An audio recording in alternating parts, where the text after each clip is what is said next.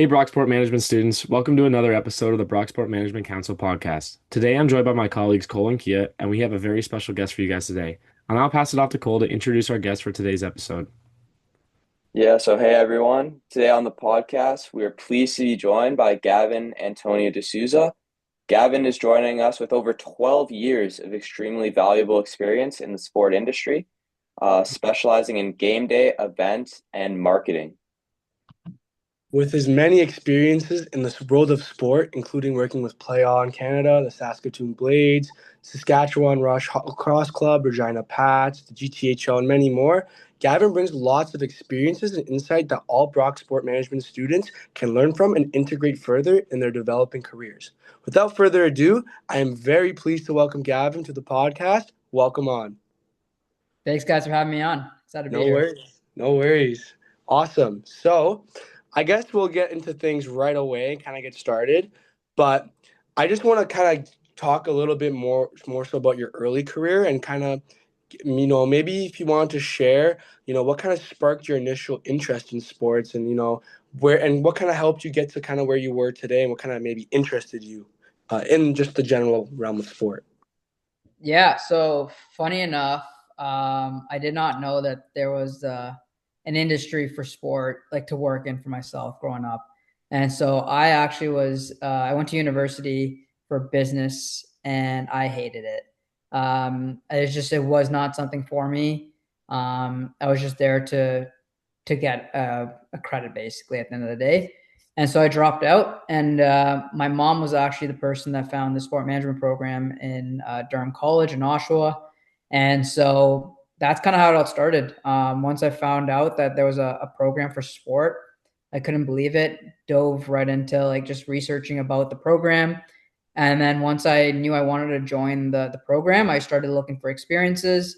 And I reached out to the Oshawa Generals before I was even kind of accepted into the program. And kind of that's how it all started. And when I got accepted, made sure I got in with the Oshawa Generals and really just tried to dive in like head first, get any opportunity I could possibly get, volunteering, part-time, freelance, anything like that.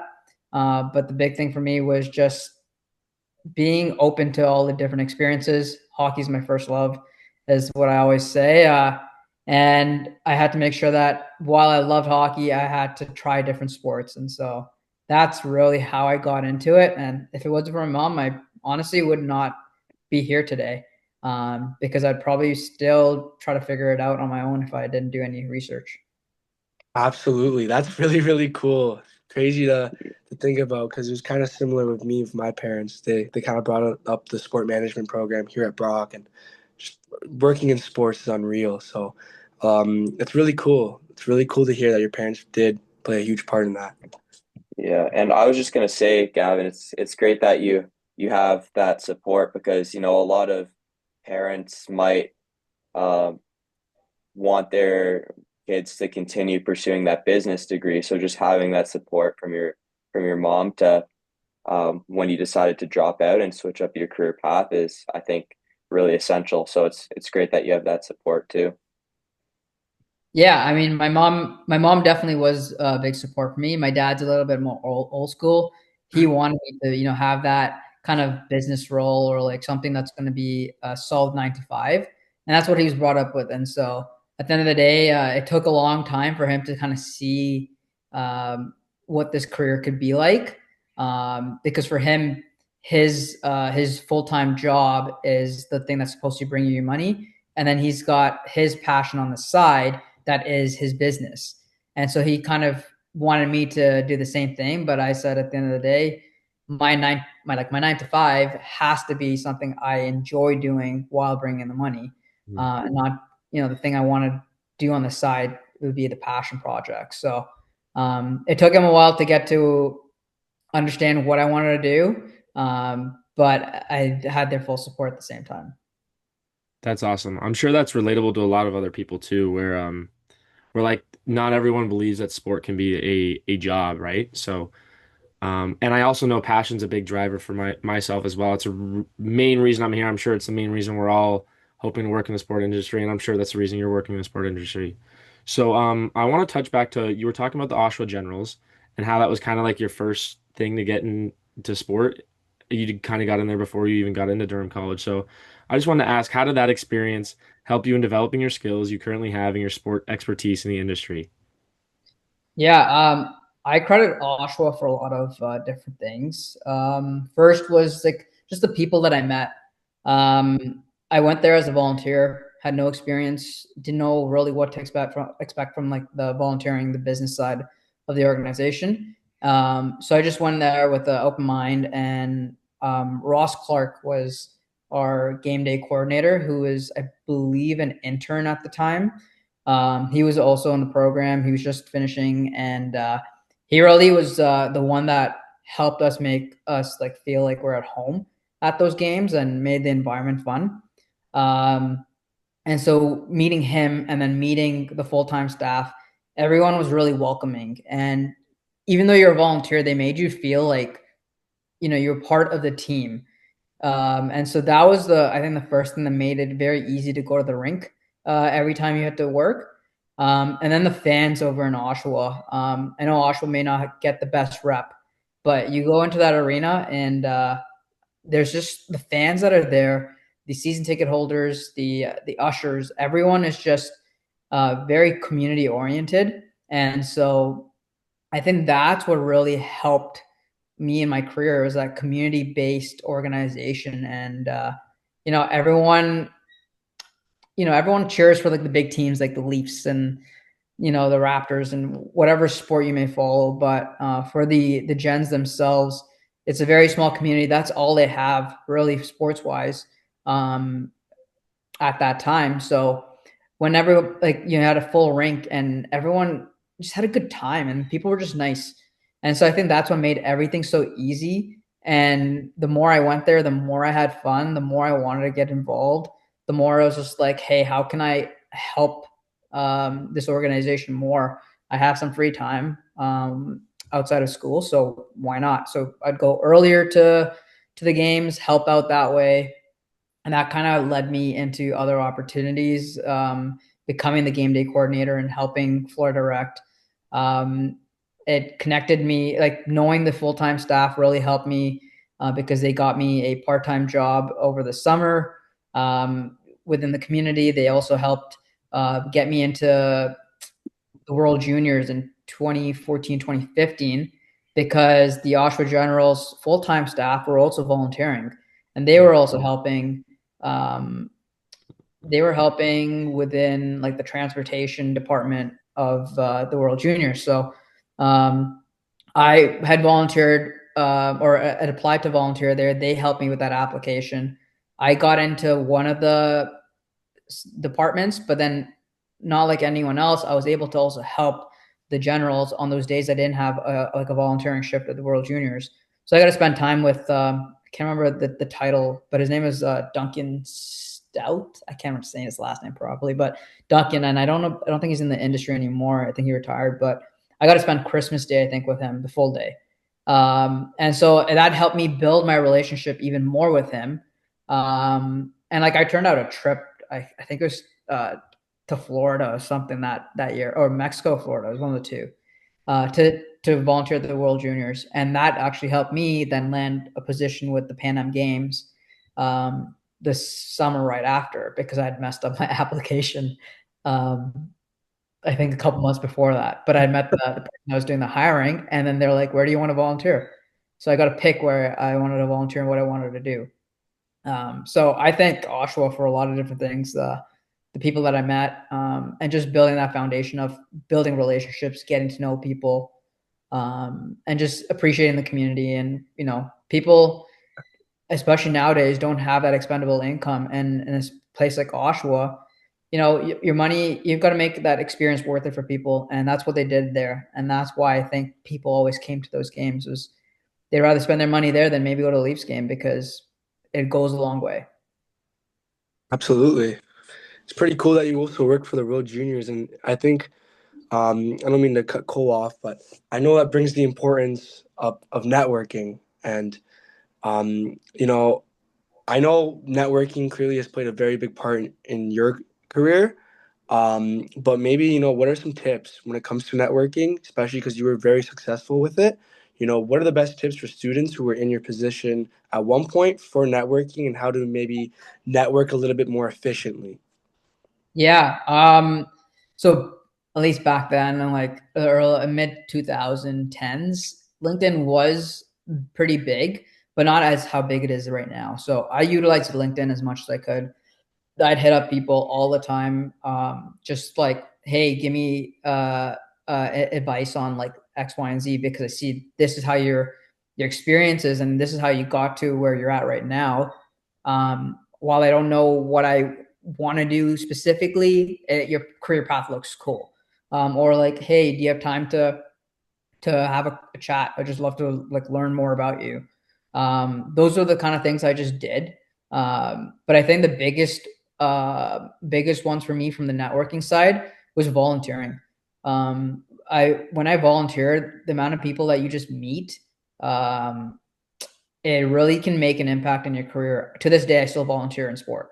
It doesn't matter, whether you're getting into the industry or not. There's someone that I know that's said to give back, and so that's kind of what I've followed. And so if you volunteer, you never know who you're going to meet, and you're never going to know if like that person's going to know someone else that may be relative to what you want to do.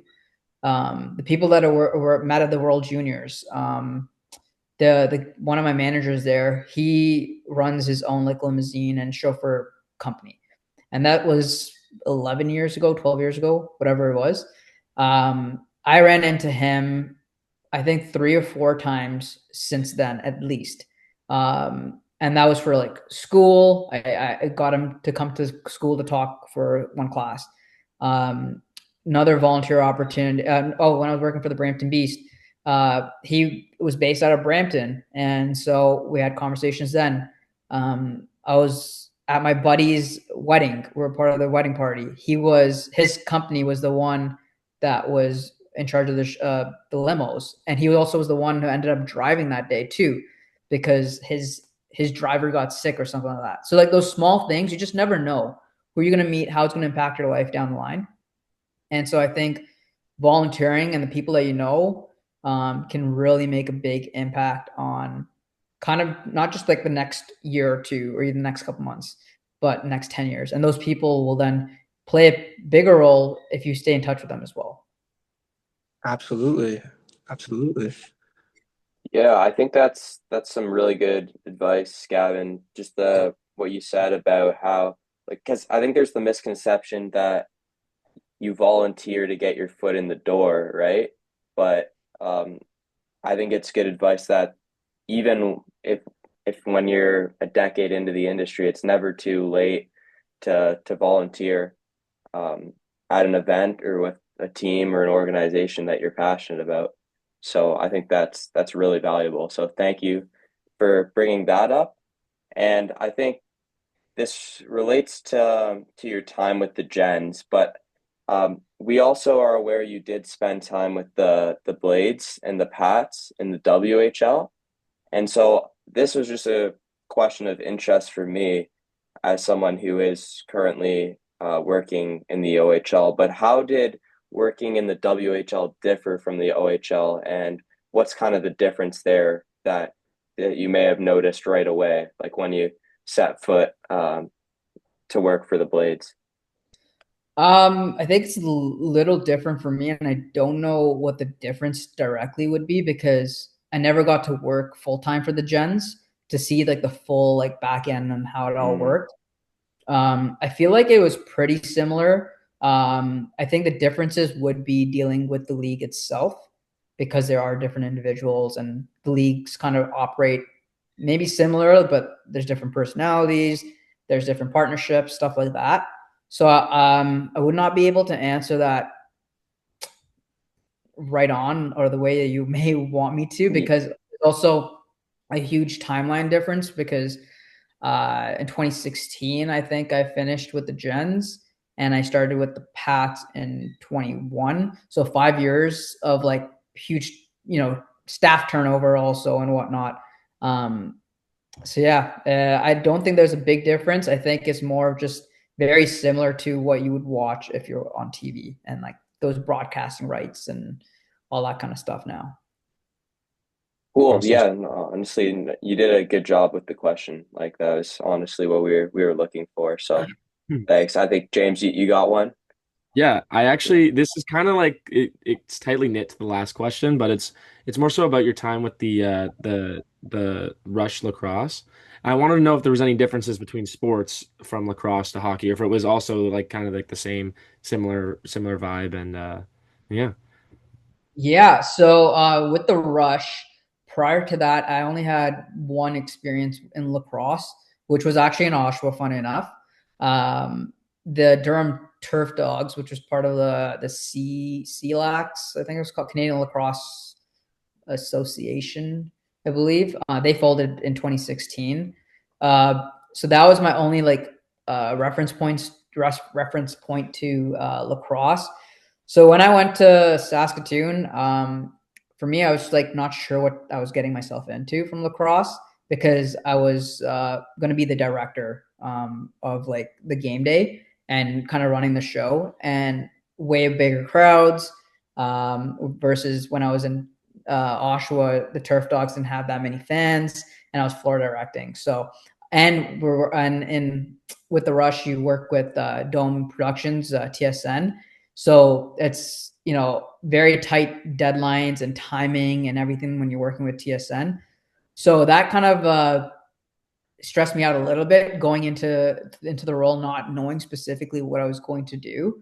But I just watched lacrosse games, and I think that just watching their previous games, how it kind of ran, it made me feel better. So I didn't feel like it was a different working experience than hockey because I had the mindset of I've already done all these different sports.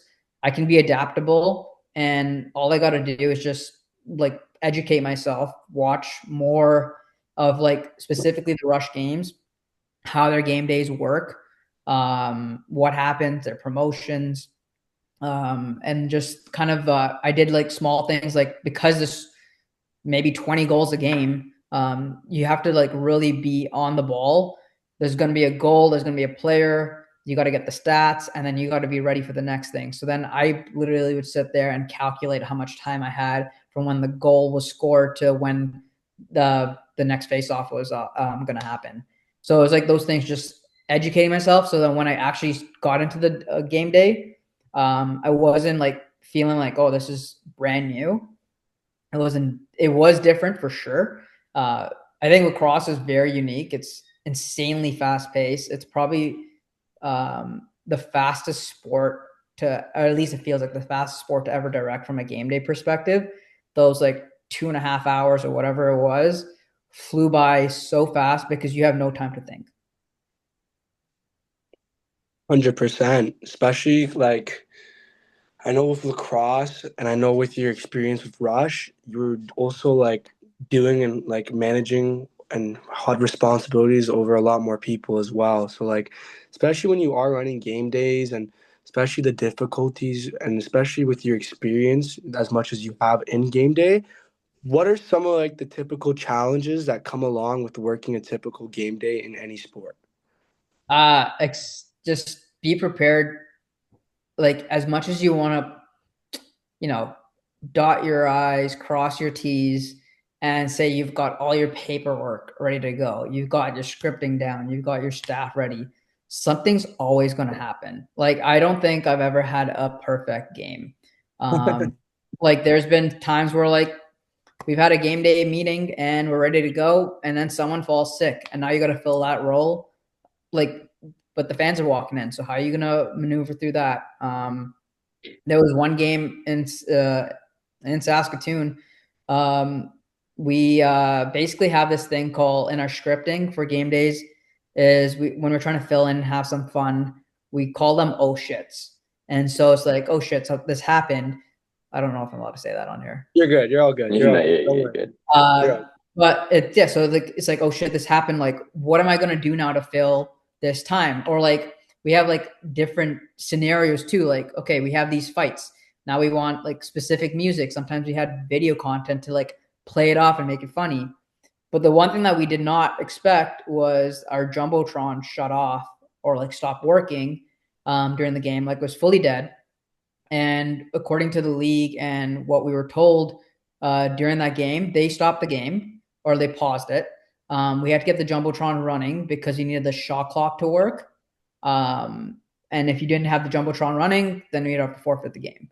So I think it was about, it felt like over half an hour, but it was probably 15 to 20 minutes of the Jumbotron not working. But now, how do you entertain your fans? And so I think that was the coolest thing for myself was we literally cannot do anything. The game cannot start until the Jumbotron's up. I'm not responsible for that. The tech guys are. But now we're responsible for creating an experience for the fans. And so what we did was we already had some of those oh shits ready to go. So we kind of ran with those. While those were going on, myself and our staff that are on headset are figuring out how are we going to engage with everyone and kill time. We don't know how long this is going to take. So we have to keep on going. And we did that for like that 15 to 20 minutes, whatever it was.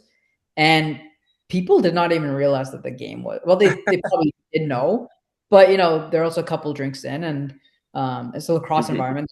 They're to have fun. And so those things you just literally cannot prepare for. And so the fact that we were able to execute and just have a good time and make sure people had a good time, that's what makes it a lot more fun on the game day side is you literally have to just run with the punches there, roll with the punches, because you'll never expect what's going to happen. You cannot. And so being flexible, being able to think on your feet, those are the things that you kind of need on the game day side. Stress is going to come no matter what. It's just how you deal with it. The one saying in hockey that we always had was the puck will always drop. And so you can complain that something's not going to happen, but at the end of the day, you got to set time for the puck to drop. It's going to drop. The game's going to happen. So just kind of roll with the punches and figure it out. A really wise way of putting things. Yeah, no, I like that. I think like in class, we talk in a few classes. I think James is in this class with me. We were talking about, competencies that you want to have leaving the sport management program, and one was adaptability. And I think that basically what you said, Gavin, just shows the importance of being adaptable, right? On a game day operations from a game day operations perspective. So that's amazing. And yeah, that really reflects how being adaptable can set you apart in the industry.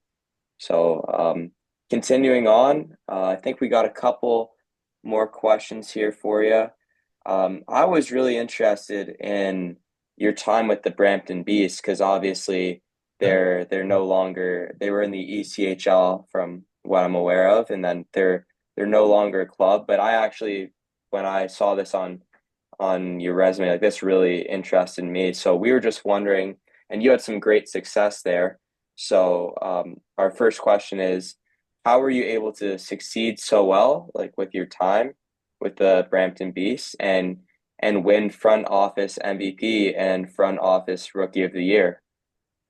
Yeah, I think from my time with the Beast, I was still pretty young in my career and very eager just to make an impact. And so for me, it was just going there, having fun. I had some freedom to, do a lot more over there. So for me, it was just, putting my head down, just working. I got to meet a lot of great people. Excuse me. I got to meet a lot of great people there. And so over there, just, it was people say it a lot, but there it felt like a family, or at least with the group of people that we worked with. We were all like pretty much the same age. We were really good friends. To this day, I'm still friends with a bunch of them. And so for me, it was just like enjoying that time there, having fun doing the work that we were doing. And at the end of the day, those awards I got are awesome, and I appreciate them because they're recognized by my colleagues. But at the end of the day, I think that for all of us, it was just, being there for each other and being there to help each other. And, hockey's a long season. And so when you spend most of your time with them, everyone honestly feels like family. And so for me, just being able to do everything I could possibly want to do in those roles during my time there, and being able to build friendships. I think that's what helped me succeed, was being able to, have those people they could rely on outside of work, but at the same time being able to um, split the difference. And like, sometimes that people know when like we're friends, but people know when I'm talking to them as their manager.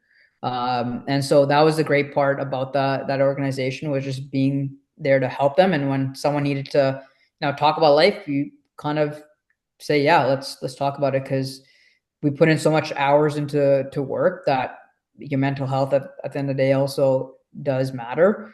And so I think that's what helped me also get through and build relationships with people in the office, was that I didn't talk to them as my colleague. I talked to them as a friend. And then, when I had to talk to them as a colleague, I knew the right time and the right place to do that. Yeah, awesome. I mean, when working in a place like that, or in any workplace, I guess it kind of helps to just talk to people normally, like how you usually would, because it kind of treats it more so as just a one-on-one conversation with someone you enjoy talking to. You know what I mean? It can be tough when you have someone that's a little difficult to talk to, and you got to have a deep conversation with them. But to move on, I feel like it's only fitting to cover this team, considering they're in the Game 6 of the World Series tonight. I want to ask you about your time with the Blue Jays, and kind of what role and tasks like what were you tasked with when you worked with the Blue Jays in their marketing, special events, and activation team? Yeah, so with the Jays, basically it's a little different than what the role entails now. It's changed a lot more. But back then, the role was basically covering the major games of the season. So home opener, Canada Day, all those kinds of big events.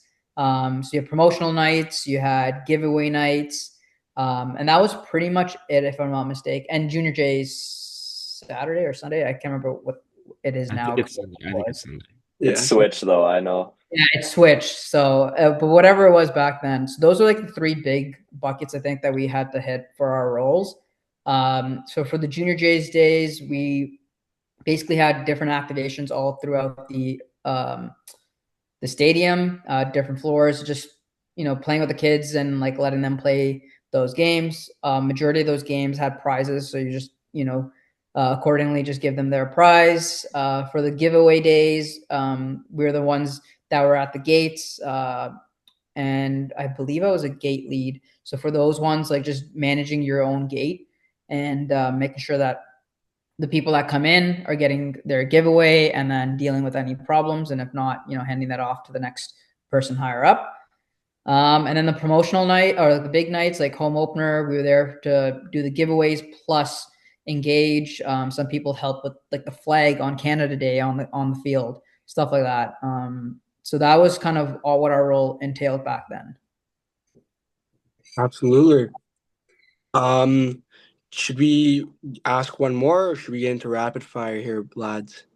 Let's get into Um, rapid fire. We got I 10 more think minutes rapid. this Well, thing. yeah, I think we'll do some rapid fires. I think that'll be a Awesome. fun way. So All right. So, Gavin, welcome to how we like to end our podcast, and what I like to call Kia's rapid fire questions. So, I'd like to welcome you, and how it's basically going to work is I'm just going to ask you a question, just really rapid, just a bunch of questions, and all you're going to give me back is kind of like one-worded answers or just really quick answers. So, you won't have to do too much like elaborating unless you want to. It's completely up to you, but just kind of the gist of things, how we're going to be going for the last 10 minutes here. But yeah, whenever you're ready, I can kind of get going, Gavin. Let's But go. yeah, awesome. So I know you kind of already answered this. Obviously, your favorite sport is hockey, but potentially, do you have a favorite athlete of all time? Yeah. Evgeny Malkin. Ah, what a pull. Are you a Penguins fan? wow.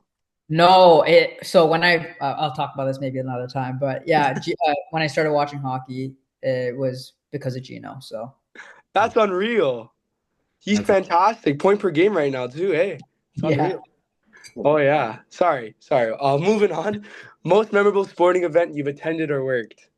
has to be 2015 when the Oshawa Generals win the OHL Cup and beat Connor McDavid. Mm, That's a hmm. moment. That's a Yeah. great moment. Yeah. That's a really good moment. What about the best fans in sports? It could be any sport, just the best fan base. That's tough. I feel like it's probably got to be something in the US. Probably football, college football. Those fans are crazy, and them doing the sing along. So I have to. I no specific team, but something college sports in the U.S. It's a good choice. Good choice. Alrighty. One word to describe what sport means to you. It's literally been my life. So, Life. uh, yeah, my work has been my life the last 10, 12 years. That's awesome. It's great to see how passionate you are, and especially because a lot of people in our I guess our degree are kind of the same way. It's all about sports, and we all just want to make it a part of our daily life, right? But continuing on, how about the best sporting event to attend in person? Either the Olympics, the World Cup, or a Super Bowl. I'd say Olympics because there's a lot of different sports, um, and then doesn't get you. You won't be bored. It's better. Yeah, You get different variety. Some sports you'll never see. So why yeah. not? That's a fair play, fair play. And then I guess we'll keep going here. If you could compete in any sport at the Olympics, I guess we're killing off the Olympics, but let's say the next Olympics we have and you're able to compete, what sport would you compete in? Any sport. If I think it's a sport, triple jump because I used to do triple jump when I was in school. That's really cool. No way. So like a little bit of track and field, I guess, on the track and field side. Yeah, Awesome. That's great. That's fantastic. Moving on. All right. What sport has the best uniforms? come on. It's got to be hockey. Hockey's got like very unique jerseys. They Six. can do anything they want, different colors, logos, designs. I think honestly, hockey because you can do That's the buckets, you can do the pants, you can do everything. Oh yeah, 100%. Even you can Yeah. get custom gloves nowadays. Like it's Yeah. crazy. Exactly. Get the Yeah. chrome bucket. What, the LA Kings chrome bucket? Come Yeah. on. Yeah. The Knights, the Golden Knights, like gold Yeah. Like, bucky. Got the gold ones. And then Vancouver has like what, some metallic blue now? I don't even know. I saw Vancouver have one, but I guess moving on. If you could draft anyone in any sport, if you could draft someone first overall in any sport, which athlete would you draft first overall? Damn. Uh,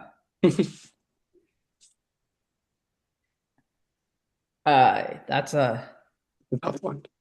yeah, that's actually a really good one. Ah, you stumped me. Uh, I would have to go with Gino because I actually no, you know what? Hot take. Then I'll just go with MJ. Okay, that's perfect actually because my next question was literally MJ or LeBron and why. I know it's different eras, but I would say MJ because of how good he was in the finals versus because LeBron's a baby and he lanes, he flops, and then his record also in the finals is not great. I think Steph's better than him just because he's been playing for 20 plus years, whatever it is, doesn't make you the greatest athlete of all time. Yeah, Cole or James, I know you guys are on the other side of the debate for that. Do you guys have anything to say about that? maybe if we had more time, I could have a debate with Gavin, but that. I think I'll pass for today. Yeah, I honestly, no, as long as MJ truthers bring up good arguments, I'm fine with that. And I mean, the finals record is a good argument, but I will say that LeBron did come back 3-1 on Steph. That's Um, true. I but could. I honestly, after watching, was it The Last Dance on Netflix? Like my respect for Jordan as the GOAT definitely did increase. So I will Yeah, say that that. me too. It kind of solidified Yeah. um, that he's better. Fair play. But yeah, I think that's really it. But Yeah, Gavin, it was a pleasure having you on, and yeah. yeah, I really enjoyed this conversation. you contributed a lot of great insights, and I know we're going to have a lot of eager students watching this podcast. So thank you so much, and Yeah. it was a pleasure to meet you today. It was great to have you on, Gavin. And as always, you're very wise. And anytime you speak, I'm always learning. So I guess same goes said for the rest of the Brock students, because once they watch this episode and hear about all that insight, there's a lot that you could take from you, especially with how successful you've been and how long you've been successful for. So first of all, thank you so much for coming on. I know you it takes a lot to come out of your day as well, especially because I know you're really busy and how successful you are with everything, you know. So I do really appreciate that, and it was great to finally have a chance to speak to you, and it was great to see you again as well. Yeah, thanks for having me out. I feel like James may be the only person here right now that doesn't enjoy my presence, but that's totally fine.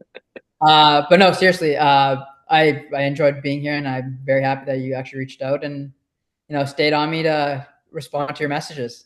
Yeah, it's kind of funny. I didn't even know that mutual wise, Keegan. That's really cool because I went to school with him. So it's Yeah, really sick. Small world, really like small world. we were talking last week, and then he's like, "Yeah, I already know you're on the podcast." And I was like, "I didn't tell you that." He's like, "Kia told me," and I was like, "How do you know Kia?" And then yeah, we got into it. It's like small world for sure. Absolutely, yeah. No, absolutely. Alrighty, I guess James, do you want to wrap it up for us, maybe? Yeah, overall it was a very good episode. I felt like this is probably I feel like I say this every episode. It's our best episode because I feel like we're only getting better, but I felt like the conversation was really good and we really adapted well, and you gave some really interesting insight, Gavin. So just thank you for coming on the podcast, and we'll keep in touch. We'll all keep in touch.